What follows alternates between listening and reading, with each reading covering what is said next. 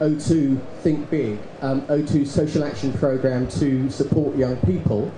And we do that because we believe in it, and we believe at the moment, particularly with over 1 million people under 25 out of work, it is critically important that we do all we can to support young people. And O2 is very committed to playing its role in that task. There are many elements to O2 Think Big, and I'm going to show a short film in just a moment to give you a better feel for the scale and diversity and activities that fall under it. But at its heart is a programme through which we provide funding and mentoring and training to young people between the ages of 13 and 25 to run social action projects in and for the local communities. We've funded 2,500 such projects so far in the last 18 months, 2 years, and that's a programme that we are looking to continue and accelerate. And really at the heart of O2 Think Big is a desire and a commitment to celebrate young people, to challenge some of the lazy and inaccurate stereotypes we see and hear about young people, and to give them a voice and a platform to help them achieve their vision and to achieve change, something we're talking about at this meeting. We're also very keen to put young people at the heart of the policy debate about how the public policy process can best support young people, working of course also with partners from the private sector and the voluntary sector. But it's about putting young people at the heart of the policy debate, which is why we're very pleased, O2, once again to be supporting the Youth Zone here at the Labour Party Conference, as we were last year. We believe young people are their own best advocates, so we're really pleased to have a young person funded by the O2 Think Big programme, a social justice campaigner from this part of the world, speak at a debate with Stella Creasy and Karen Buck last night on youth policy. And I'm really pleased on the panel here we've got another young person supported by O2 Think Big, Robert Aitken. Robert is a very modest young man, far too modest to blow his own trumpet, so I'll briefly do it for him. He runs a community radio station for young people in Fife Youth Radio, which regularly broadcasts to about 10 to 15,000 people every week. And he's down here to take part in this debate and also to interview politicians and delegates for Fife Youth Radio. If you'd like to know more about O2 Think Big, do please speak with me afterwards. Also my colleagues somewhere out there, Vicky and Tracy, I know would also like to speak with you. Do please also speak with Robert, and I know he'd be happy to share his experiences of working with O2. But without any further ado, I'm going to show just a very brief film before I hand over to Lisa, and thank you very much for chairing tonight, Lisa, for the discussion. Thank you.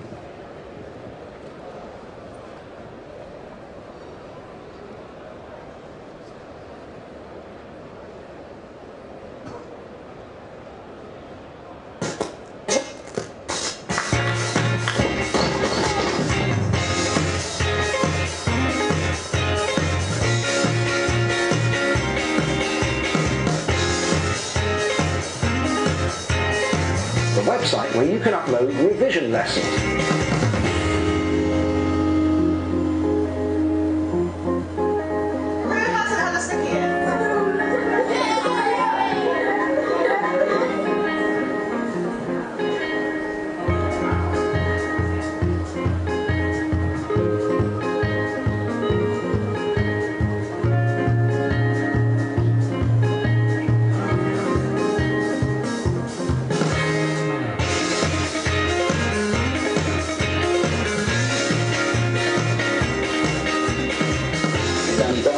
Who is part of O2's Think Big project. How do things on a community level? The word will spread and people will get interested further afield.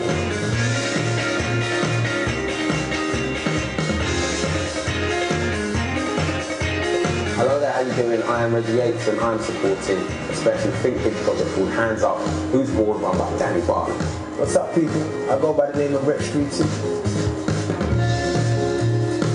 This is so real. It's so funny.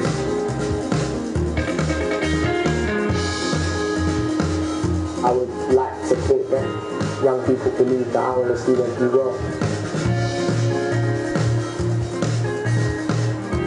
It's really unique, to be perfectly honest. I've never seen anything like this before.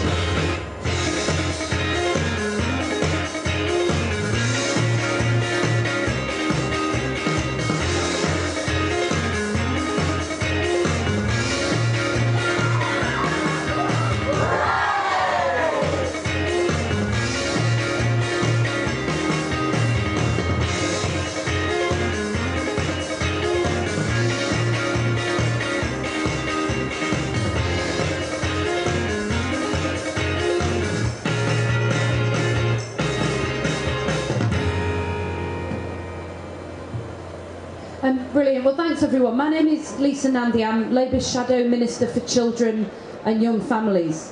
I'm delighted to be chairing this event today, although when it was advertised in the conference Fringe Guide, my youth officer from Wigan, who is standing right over there at the back, texted me and said, I'm assuming that's some kind of mistake. They would surely never have asked somebody who is incapable of tweeting in under 140 characters to chair this event. Well, luckily, I'm not going to tell you how to win with social media because I'm here to learn as much as anybody else. But what I will say is that as the Shadow Minister for Children, at a time when children and young people are taking a real battering by this government, it is more important than ever that their voices are heard, and social media is one of the most effective ways to do that. I know just for myself as the Shadow Minister that young people tweet at me, they Facebook me, they post comments online at me, and it's one of the best ways actually of me finding out what young people think. So luckily I'm not going to tell you about that, but I've got a really good panel who are. We're going to have a couple of contributions and then a Q&A, but I'm just going to introduce the panel first. So from my left we've got Alex Permain, who is the head of social media at O2. He's going to talk to us in a moment. We've got Steve Bassam, who's our chief whip in the House of Lords. And some of you may not connect the House of Lords with social media, but actually they put us to shame in the House of Commons, led by people like Steve and Jan Royal, his colleague. So he's going to join in the discussion later. We've got Robert Aiken, as you've heard, from Fife Youth Radio, and he's going to say something. And we've got Simon Darvill from Young Labour to give a Young Labour perspective. And I hope that we're going to have a real debate, actually, not just a couple of people talking at you, but have a real debate about the ways to use social media. They say that politics is showbiz for ugly people. I can tell you that after 2 years in Parliament, it's not that exciting. But it should be. It's important. It really matters to people's lives. But too often, the way that we communicate that from the Westminster bubble is not exciting enough. Tom Watson is someone who adds a touch of glamour to that world, and I'm delighted to say that he will be joining us in a moment when he's finished his other event, and so he's going to talk to us a bit about how he uses social media and what he thinks the party should be doing. So first I'm going to hand over to Alex from O2, and he's going to talk to us a bit about what O2's been doing. So, I've probably got a tough brief here, because you're going to be sceptical. I think we've got a load of money to throw at the problem. Politics is about participation, a lot of it's volunteer-led, it's very different. And I'll accept that up front, okay? So we can spend money on a lot of these issues. But I would also say I think there's a lot that we can learn from what's been going on in wider corporate life in terms of how social media is being used, with the trends. A bit closer. Right, better at the back? There you go. Okay. And I think there is quite a lot that can be learned from some of those trends. So the first one I pick up on, the distinction between the media and consumers in terms of public life and how issues and trends are discussed is entirely vanishing as far as we're concerned. We rarely launch a product or service at O2 via the media. It's always via social media first. And I was very struck myself reading the papers this morning. Housing, huge impact in terms of the discussion that's being had. Matters to every single person. That could be a discussion that was had online a long time in advance of the media and formal policy announcements to a much greater extent. And that's certainly the way that it would be approached for a lot of businesses at the moment. Stuff that can really connect with people head on the issues before you actually get to the substance of what is it we're going to do at this point in time. And it sounds easy, but it's not. It requires a lot of time and effort, and often one-to-one engagements. And I think that's the toughest bit for me at the moment around how social media is changing public life. It's returning it to quite a labour-intensive approach to how issues are discussed. And that's really challenging because we've been used to going to a mass media model where you get your message out as quickly as possible, to as many people as possible, and that's how things work. And it's actually reversing it. A lot of that for me leads to a more robust debate, and that leads to its challenges too. There is a lack of politeness in the way that social media conducts debates. It makes it very difficult at points to discuss particular motive issues that may affect people's welfare, for example. However, if you shy away from those conversations, and it's the same for businesses, I think it is for a lot of stakeholders, political audiences, that's very difficult for people to engage with. They feel like there's a lack of authenticity if you won't respond to a criticism. But how can we deal with criticisms where it's simply often offensive in terms of the way it's presented to people? Why should you respond to someone swearing at you and simply insulting you? You shouldn't. But how can we nudge that debate in public life for businesses, for organisations, for public life more broadly, into the right place so that we're engaging more constructively on a regular basis? I don't think there's a simple answer, but certainly where it will help is with young people, around giving them a sense that they are being listened to if there is more of those one-to-one engagements and, as I say, a more labour-intensive approach. If I was asked to sum up most significantly the way that social media has changed the way O2 and other brands do business, and actually I think public life more broadly, it's the fact that, in one easy stat, in my team there were more people who work on social media than work on media relations, and that's happened across the last 2 years. There's been a complete role reversal from one person to, say, a more significant number than there are dealing with the press. And that's actually because if you can get the word out there direct to consumers, there's really less need for media, and the filter and often distortions, which is even more frustrating for your average politician or your average local councillor than it is for a brand. There's that opportunity for markedly more authentic engagement if people are approaching it with the right commitment to it. And I don't have an easy answer to how you deal with that on a time level. I think the other point for young people, there is a very unique opportunity here to engage with an audience that were previously totally separated from. We've just heard the fact that you can speak to a shadow minister directly from your bedroom because something's affected you that day is a total sea change in the last few years. Sure, you could have written a letter before or dropped into an MP's surgery, but really, that took you a while, you had to organise that. It's not that instantaneous ability to do that, and also show that you have other people on that journey with you. And there are a couple of examples I'd really pick out that illustrate this effectively for me. One is actually around some of the Think Big projects that we've dealt with on the video, and I won't go into them because you have already seen them, but a lot of those young people are doing things positively and proactively and then going to these audiences and saying, support me, I can show you there's a groundswell of support for the cause I'm pushing. That suddenly makes it a lot easier for the sort of people who are on this panel with us to say, yes, I'm going to lend my support to this, I'm going to unlock those various avenues of opportunity and influence that still matter in public life.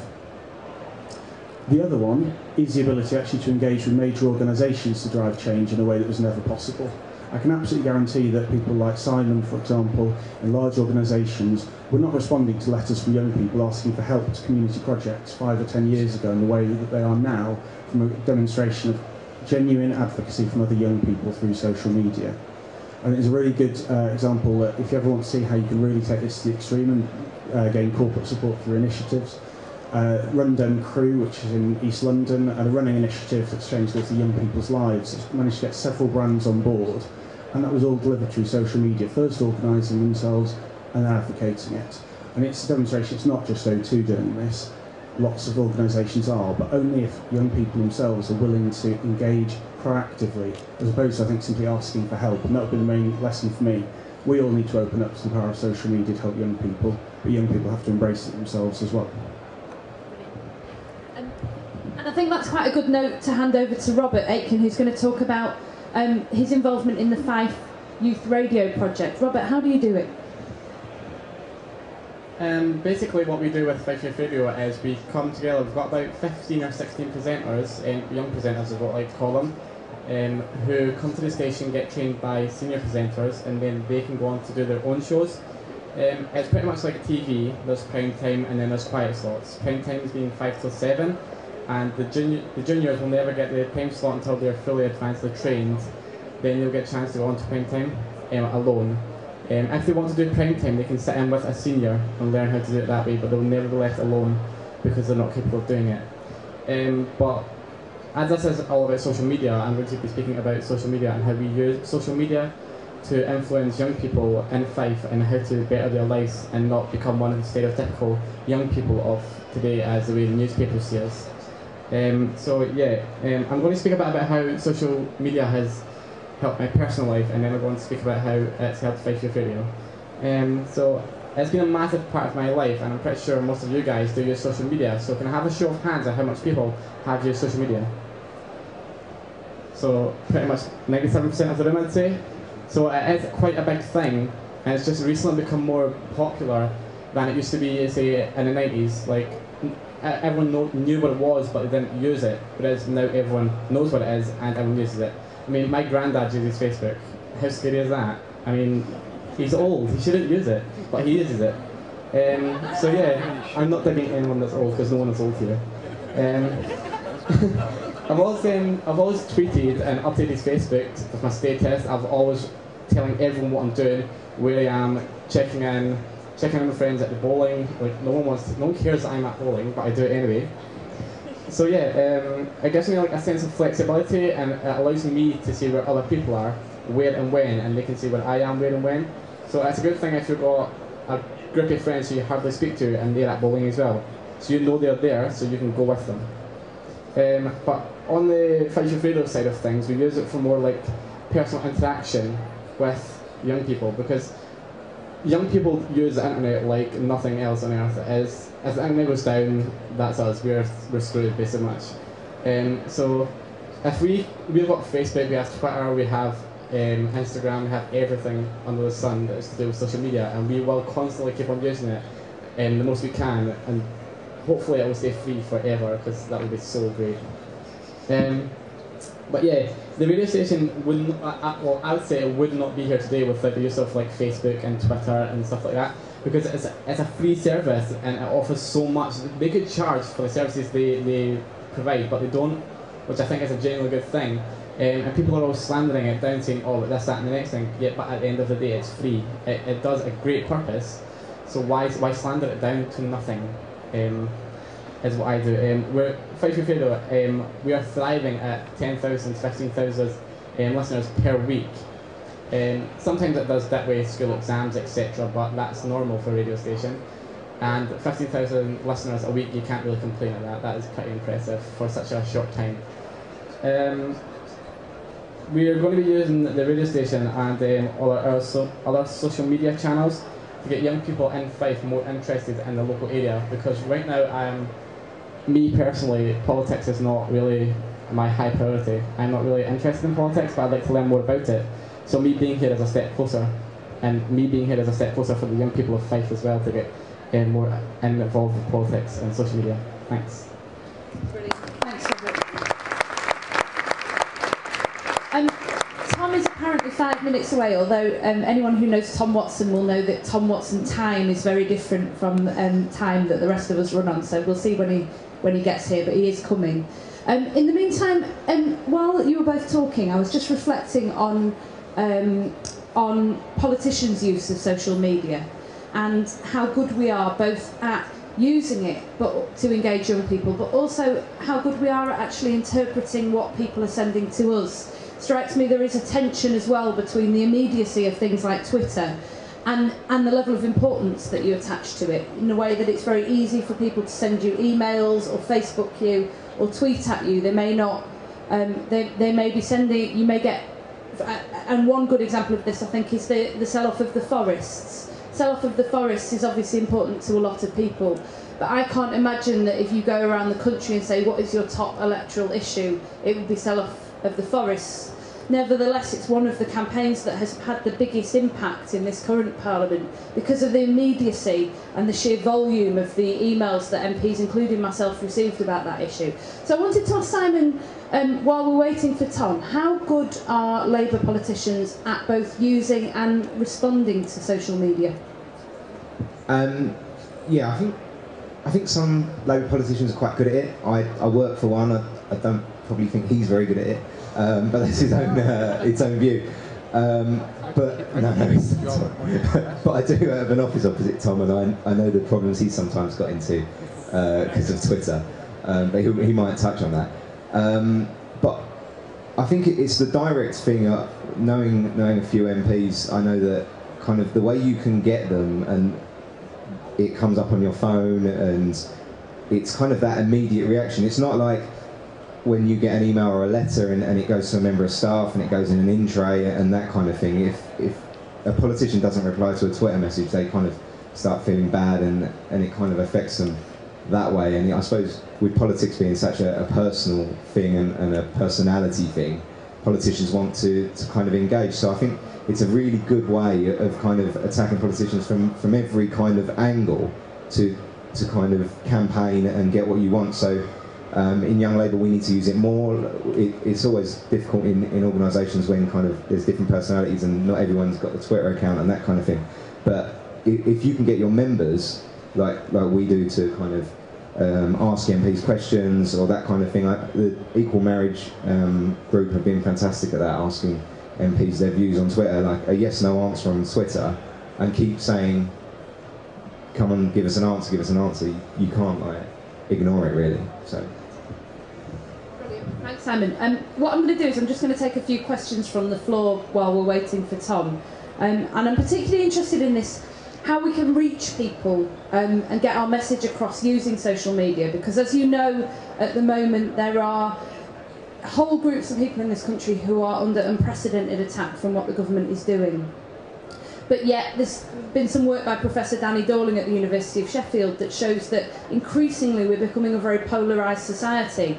He did a piece of research a couple of years ago that showed that not for nearly 100 years have you been less likely to meet somebody locally who thinks differently or has a different background from you. Now I think that's something that should really concern us as Labour people and Labour politicians. How do we reach people and explain to them what is happening in other communities and why we have a social conscience? It seems to me that social media is going to be one of the crucial ingredients to that, but it can also act as a particular barrier as people use social media to seek out people who think very similarly to themselves. So I want to throw this open to you for a little bit until Tom arrives. And I've already got one question over there, just here.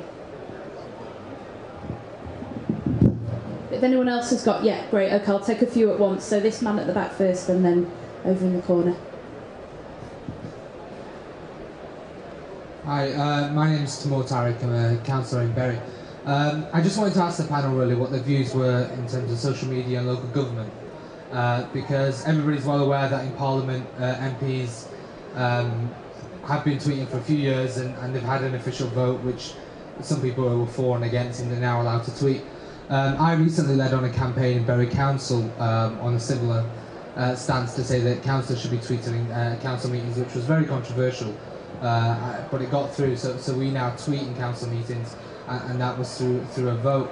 But what I don't understand is how many of our local councils up and down the country have banned the use of social media in council meetings, yet our national parliament allows our members of parliament to tweet from parliament.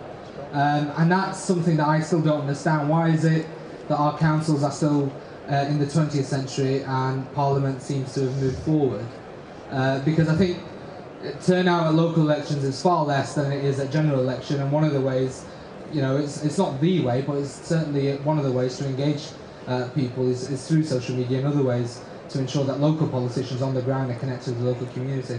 So I just wonder what the panel's view were in terms of local government and social media. And I love that some more, that this idea that Parliament should be leading the way in progress is such an awful alien concept. But Steve, did peers tweet from the House of Lords, should they? I love Twitter. I think it's brilliant, and it's a fantastic way of connecting with people. And every day in the House of Lords we have question time, and I can tell you that the questions are mostly pitched at the government front bench from our front bench, or sometimes our back benches, a mix of the two. And the instant that we get something quotable out of a government minister that makes them look stupid or indifferent or not caring, which of course is most days, but they are provoking me into tweeting. So I keep a constant Twitter feed going, and we also use our Labour Lords UK output as well, and that has a constant sort of accountability mechanism built into it. So yeah, I think it's great. I mean, it's a way of posing more questions and getting people more engaged and explaining to them the way in which Parliament works. So your point about local authorities being, you know, in the century behind is undoubtedly the case. And I can't really understand why councils are doing that, because most of them have an official Twitter feed from the local authority. So why not have Twitter going on inside the council meetings?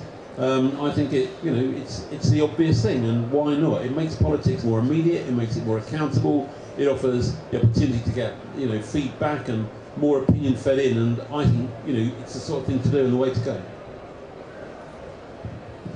Thanks, Steve. Can I take the question from the man over here? Thanks. Hello, Luke Pollard from Plymouth Labour Party. I tweet at Luke Pollard. One of the questions I think we've been having at fringe meetings like this about social media is, should politicians be using social media? And actually the answer is so obviously yes, that actually we should probably be questioning, should politicians be using social media better? Because there's still too many people saying, oh, I've got a Twitter account, and using it as a broadcast medium. So just saying, this is what I think, and actually not engaging in it as a two-way option. And actually what we've tried to do in Plymouth is using our particular Twitter account to actually engage back with people when they are raising questions about local issues, sending them a tweet saying, did you realise we've done this locally?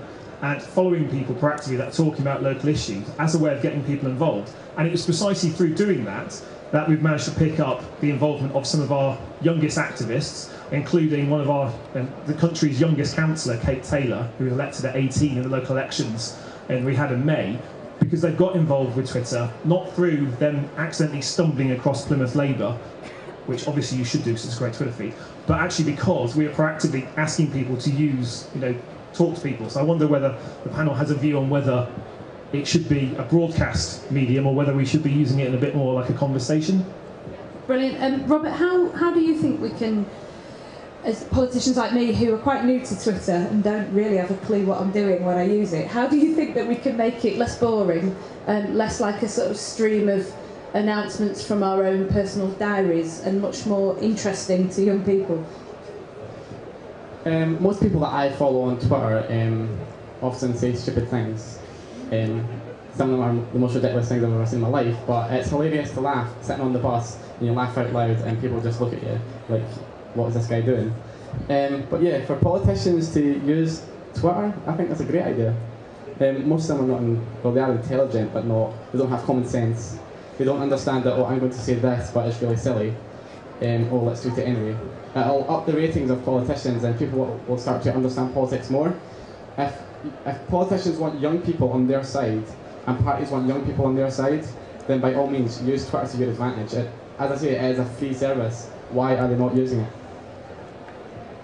I think probably the answer is because we don't know how to, but events like this are helping, and actually I've seen various MPs coming and going as we've been having this discussion. I think I just saw Mark Hendrick, the Preston MP, run away in horror at the idea that he might have to tweet a bit more. But Simon? Sorry.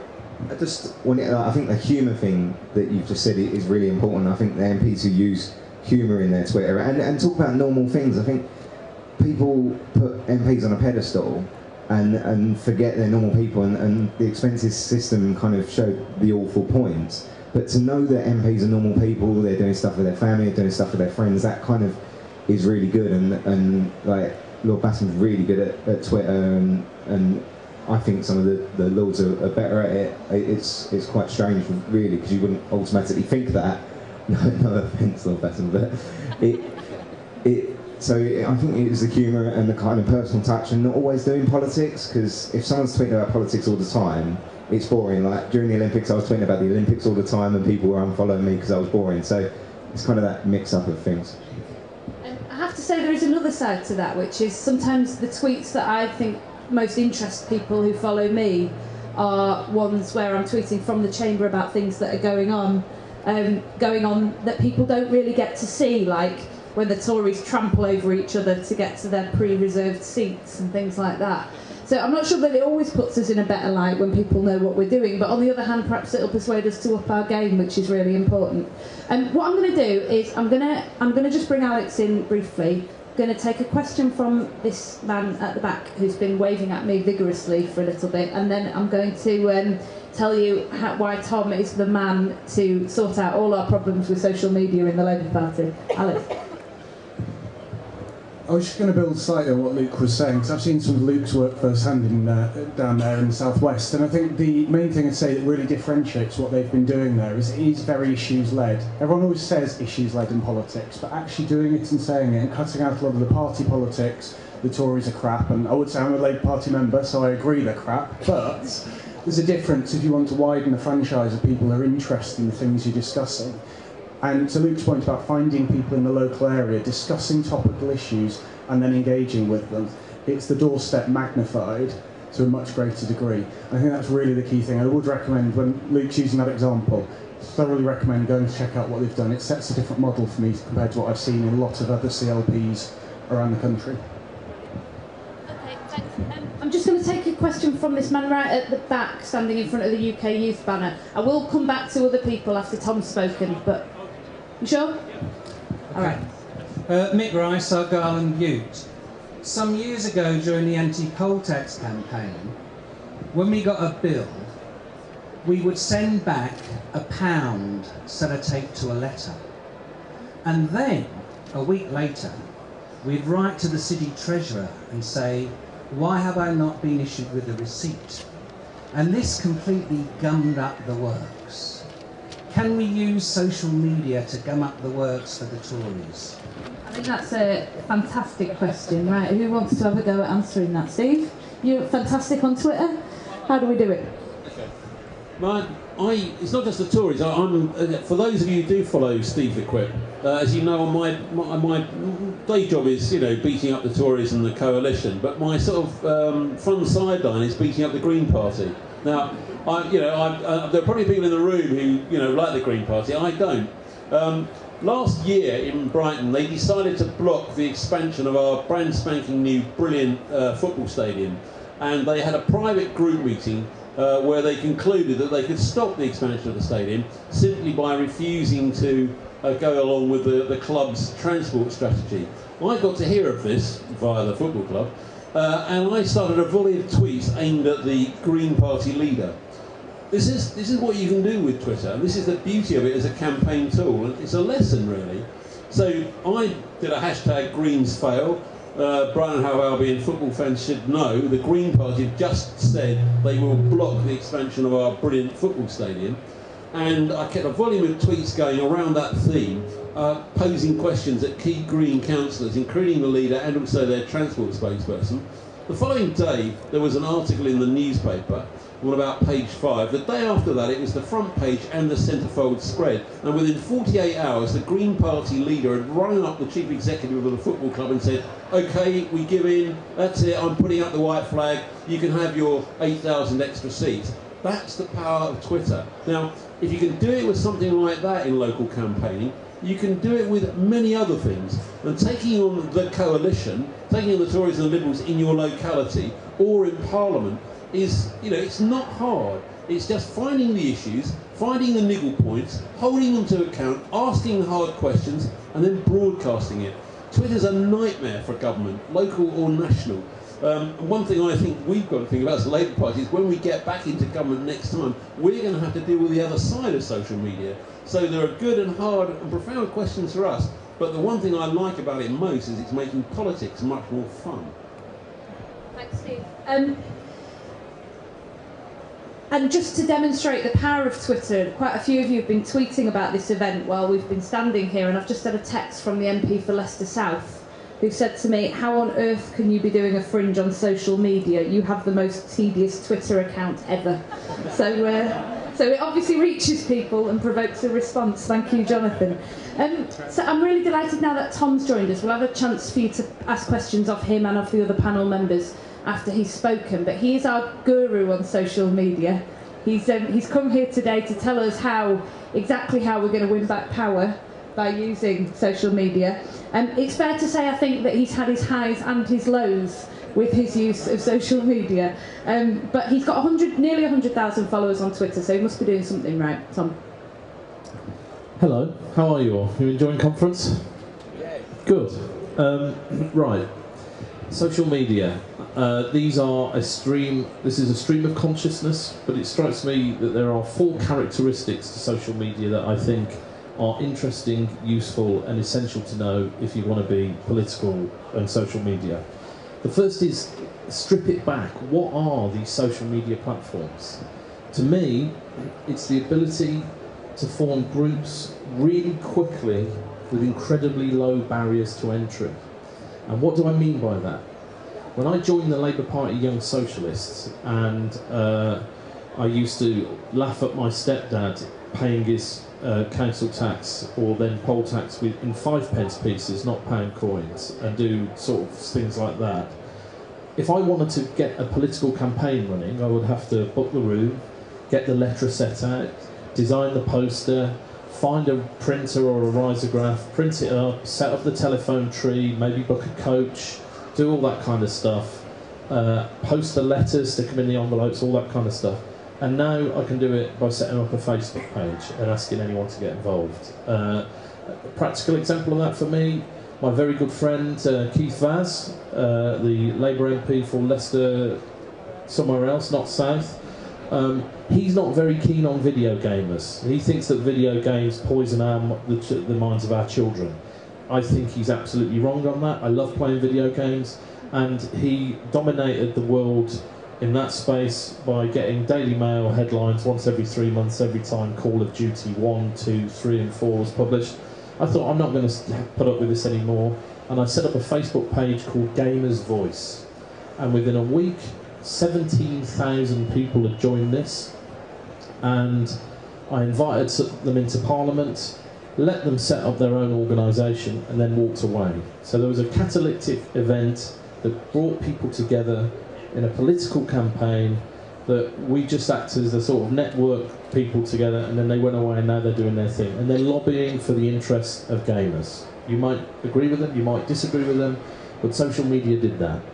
So it's the ability to form groups really quickly. And for political people, if you want to find like-minded people on the same issues, what a great platform. The second thing I think elected representatives need to understand that if you're doing it right, this is a medium of dialogue, not broadcast. It's rather obvious to those of us that are innate users of social media. Some of our colleagues don't often remember that when it comes to their tweeting, which is hence the... I don't know why the MP for Leicester South can say that is, but his tweets are the most dreary I've ever read. Anyway, there you go. Here are the pitfalls. It's obviously publishing. It's permanent. You can be held to account forever. And sometimes when you don't log out of your social media account, the intern can take over, and it gets you into a bit of bother. Now, from my point of view, some of you might know this story. I had a pesky rascal of an intern who decided to tweet something that was totally inappropriate when I was in a quite pressured meeting. And by the time I walked out of the meeting, pandemonium had broken loose, and there was a Twitter campaign to save the intern. Somebody told me about this, said at one point it accounted for 1.5% of global traffic on Twitter, and I walked in the room and the intern burst into tears and said, please don't sack me. Obviously we took the issue offline and dealt with it outside Twitter. I didn't sack her, she's great fun. She's never ever going to do that again, so an MP's Twitter account. For me, it meant that Tom Newton-Dunn, the political editor of The Sun, decided to turn it into a page lead in The Sun that I didn't care about, because the people that I love don't believe what's read in The Sun. But by the time I'd sort of dealt with it, I put on 2,000 new followers on Twitter who thought that I'd done the right thing by the intern and appreciated it. So the swings and roundabouts, it's permanent.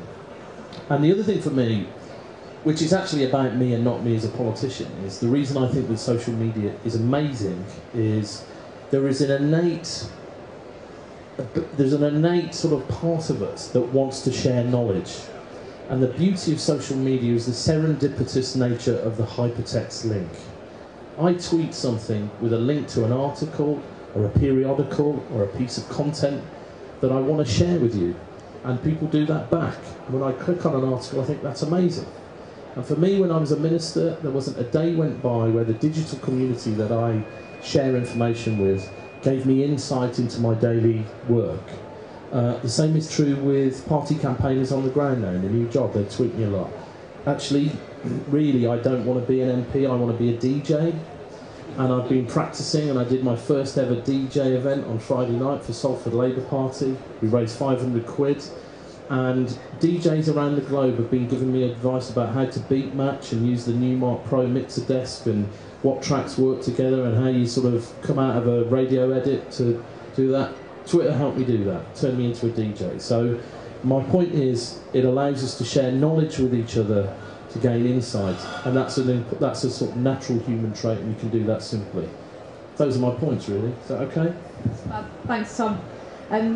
Okay, so I'm going to open this back up to the audience for questions and comments, and I'll take a few at a time, I think, because we've got quite a few hands showing.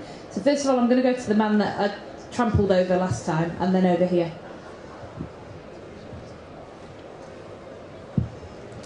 Thanks. Paul Cruikshank, Glasgow North West CLP.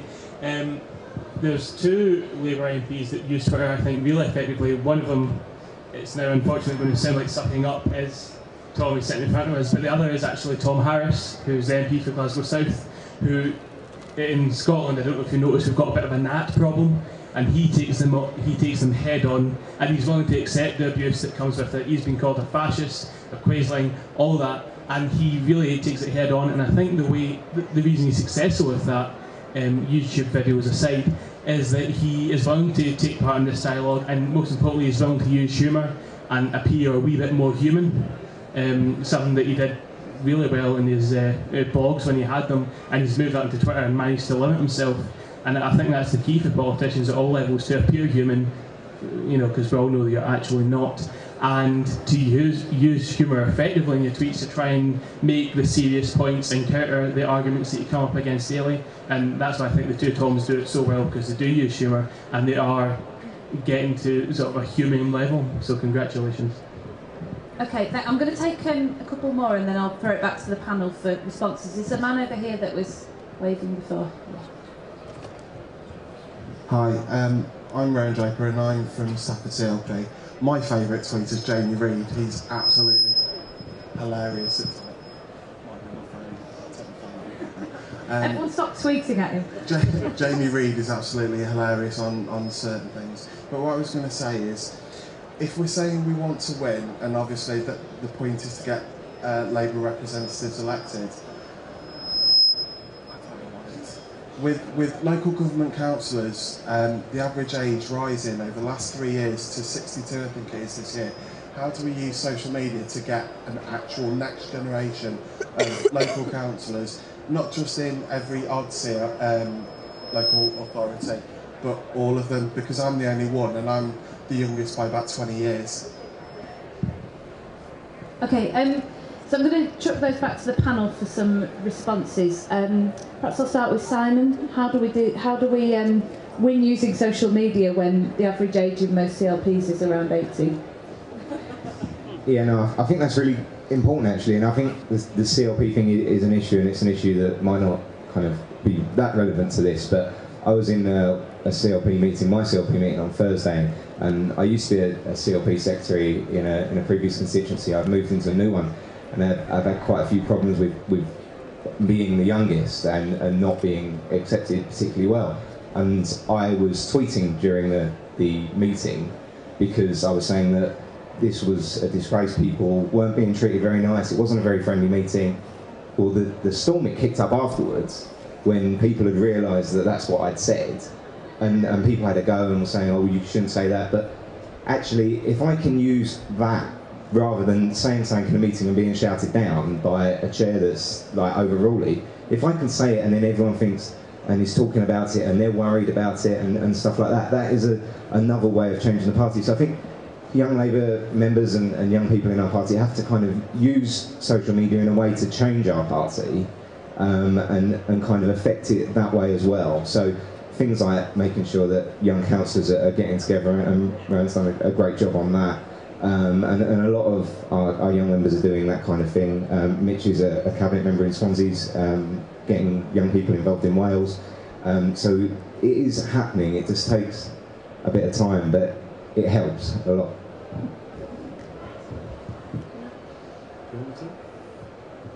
You raise a really important point, and there's a lot of barriers here, aren't there? There's technical, there's cultural, there's political barriers, and the truth is you've got to align them all at the same time to get real progress, I think. And the good thing for me is that the 2010 intake of Labour MPs in my view, the best we've ever had in my time. I know that I'm an old veteran, I can say these generous things about my colleagues, but they are, you know, we've got a lot of sort of digital natives elected to Parliament who can show a national sort of lead on this kind of stuff. Dare I use the phrase Dr. Stella Creasy, for example, and the way Stella has linked her very successful campaign against legal loan sharking in the social media space. And that gives us the sort of best practice that other people can sort of adhere to and aspire to. But there's also cultural as well, and I think there are things the party nationally can be doing to make this a lot easier for people who are journeying into the digital world. One thing for me is some of the tools we give you online, I think we need to sharpen them up, and we need to give you the ability to integrate different social media platforms with your sort of political campaign and things like Content Creator. It's a bit geeky, but there's a lot of work going on behind the scenes, and we're hoping to do announcements on that sort of in the future about how we can help you with that. And there are also, one of the models I'd like to adopt, and some of the great digital sort of pioneers I met set up the idea of social media surgeries. And you know, if you want to be successful in politics, there's very often that concept of managing up. And you know, if you're a young councillor who understands this stuff, sort of managing, you know, trying to enthuse the new councillors, the older councillors who perhaps aren't sort of familiar or as confident in that space, I think could really, really help. And if you've got ideas for how the party can sort of facilitate that, then let me know, because you know, we're going to have to do it. Thanks, Alex. I'm glad Tom mentioned sharpening things up, because actually the point I'd make is if you apply more classical marketing techniques on this, you say you've got two things. You've got consideration to be a councillor to start with, and then you're trying to convert someone who's already in the mood. And a lot of the time at the moment, the sorts of things that would motivate you to be a councillor, people aren't out there talking to you and suggesting, on this issue that you're passionate about, being a councillor is a way that you could achieve something. Engage in the debate about the issue, and then worry about getting them to be a councillor. I touched on with Luke earlier about the stuff they've been doing down there. For me, that's really powerful, but we can really widen the consideration pool of people who might potentially want to be involved in local politics because they understand the issue they're passionate about could come through on that. I think that's the point really for me. If we separate out more the tactics we're using to get people into there, and a bigger pool of people considering it, should make it easier to convert into many more younger councillors who are as passionate as you are about it. Because we've only got a few minutes left, so I'm going to take some last questions from the audience, and then I'm going to give the panel a chance to say a few final things. So yeah, I've got some women, which is very exciting. I don't think we've had any yet. So I've got 3 women over here. So I'll take those 3, and then I'll get the panel to respond. Thanks, Lisa. My name's Rosie Cozy on Twitter, and some of you might follow me. But I'd just like to say Twitter's quite transformed my life. I'm a councillor now because of Twitter, actually, and I'd recommend everybody to get involved on Twitter. What I'd like to say is how I've been quite successful is engagement. I always respond as many people as possible. I always retweet, and I always think that you should be not selfish in your Twitter, and that's very important. And I'd just like to say that if you haven't really got involved in it yet, it's really important that you do. And then there were 2 more. 2 more, sorry, Jonathan, at the... Yeah. My name's Hannah, I'm a student. O2 is using social media to listen to young people. Rather than asking how Labour can use social media to get me to listen to MPs, surely you should be asking how you can use social media to listen to young people. Brilliant. Hi, my name is Genevieve Flight.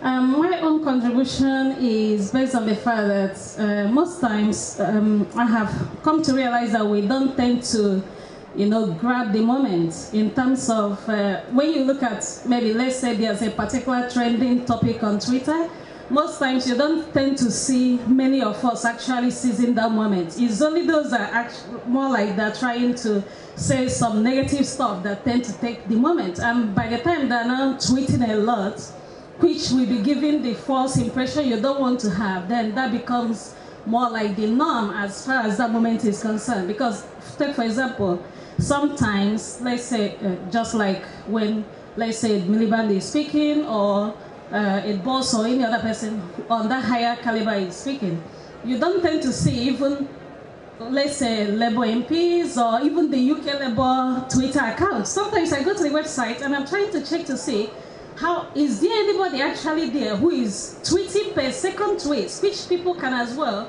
retweet from, and from there you'll be spreading the good information you need to spread about what those leaders are talking about. Because when you look at Sky News or BBC, you see they have somebody on standby who is actually tweeting per second the information that that person is particularly passing through, because that's what you want to send out to people. But if you haven't got anyone doing that, so it becomes a little bit meaningless, and then you end up leading, reading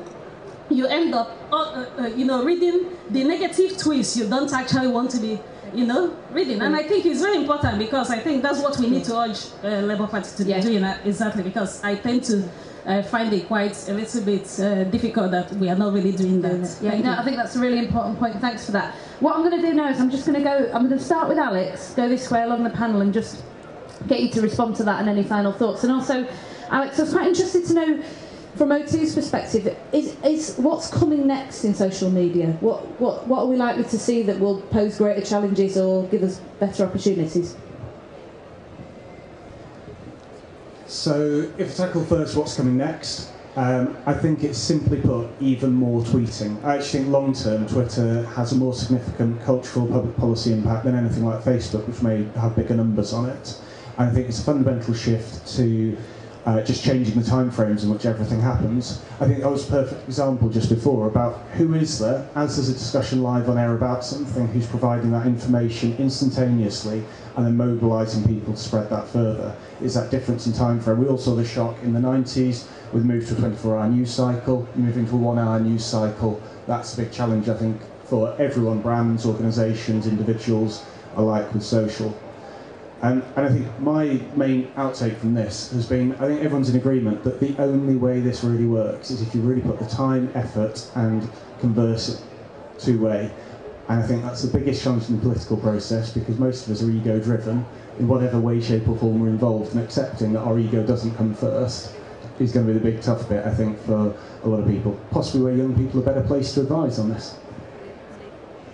Well, for me, Twitter's been great because it's enabled a rather dusty, dry, hidden part of the British Constitution, aka the House of Lords, to sort of have a light shone on its various ways of working.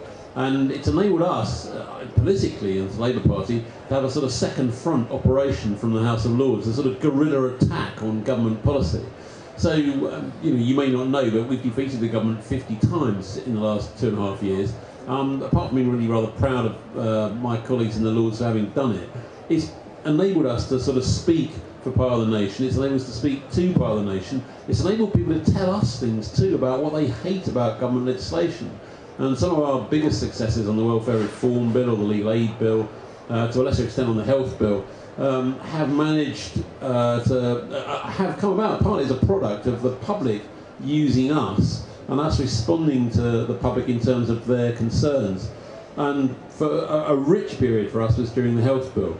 And what we managed to do by tweeting out exactly how many Lib Dems were going along with the government ridiculous Health Bill, we put the finger on the Lib Dems during the run-up to the local elections, particularly those that were voting hard line with the government on health, and managed to expose them and managed to sort of shine a light on them. During one of our sort of Twitter blitzes, I coined the expression "missing Mike's story."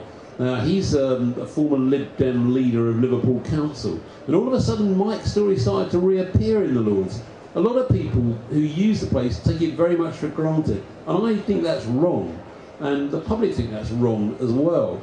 So Twitter's interactive, it's a conversation, it's a terrific campaigning tool, and it enables us in the Labour movement to use parts of the parliamentary and accountability process in a much more enlightened and enlightening and open and democratic way. So that's what I've got from social media, and the more it develops, the more excited I am. Apparently I average 40 tweets a day, so I've probably got a lot to catch up on other people, but it's made my life more entertaining. And I hope it's made your lives more entertaining too. Yeah, just your question up the back again. What was the last bit he says about MPs listening to young people It's not like something about us having to tweet them first or something. Can we get the mic up there? Is that possible? Was using it to listen. Yeah, I think the question was about us actually listening to young people through Twitter, not just tweeting at them about the things that we're doing. Yeah, so to answer that question, really we would have to listen to them first for us to make the first move. As a sign of respect, because they're much older than us, and like I come from like a well brought up family where I have to respect my elders. So you then listening to them first, listening to their tweets, then tweeting them, and then receiving a tweet back would be the first step to them listening to you. That's what I think personally. Fantastic. That's great. I'm starting to feel distinctly old in here. I do love my job, but in a job where you spend a lot of time with young people, I'm feeling a bit decrepit. Talking of decrepit, Tom. I'm feeling quite young in this room, actually. Was it Jennifer or June? Jennifer. So look, you've made a very important point actually about where are the authoritative, authorised or semi-authorised voices around these sort of political sort of announcements that we do. Just on a practical level, follow at Labour Press, which tends to sort of give you a bit of a flavour of who's saying what, when and why. But you're right, we probably need a few more of those out there that people can sort of, you know, if you're genuinely interested and want to know about that stuff, you could go there. And Hannah, you know, we're not quite there yet, but the days are gone where you could sort of put up a website on youth policy onto labour.org and expect 1 million young people to come and visit it. The truth is we've got to be a bit more proactive and go out there and find out where the conversations are going on and get into the mix in an appropriate way. And you're right, again, that's about the cultural and technical barriers we need to overcome to really sort of get more innate users using it. And at Rosie Cozy, I will be playing Depeche Mode at the Labour Tweet Up when I'm DJing on Wednesday because we have dialogue on Twitter, and isn't that great? Yeah, the only thing I kind of say to round off is like, don't be scared and use Twitter as you can, and because it is quite fun and you get to meet people and kind of know what people do before you meet them. It's always quite strange to meet someone you follow on Twitter. And the other thing is kind of be nice to people, don't snipe at people behind their backs, because that is the dark side to social media, that you can kind of ostracise people and that's not always great. So kind of we should use it as a positive thing to get people involved rather than kind of ostracise people and keep them out. So that's one thing I'd say. Well, thanks very much, everyone. From the amount of tweeting that's been going on since I sat down and started chairing this meeting, I think probably we're not talking to the right people if we're trying to encourage you to use Twitter more. Jonathan just tweeted at me, it's a learning curve, and I'm certainly been on a bit of a steep learning curve today.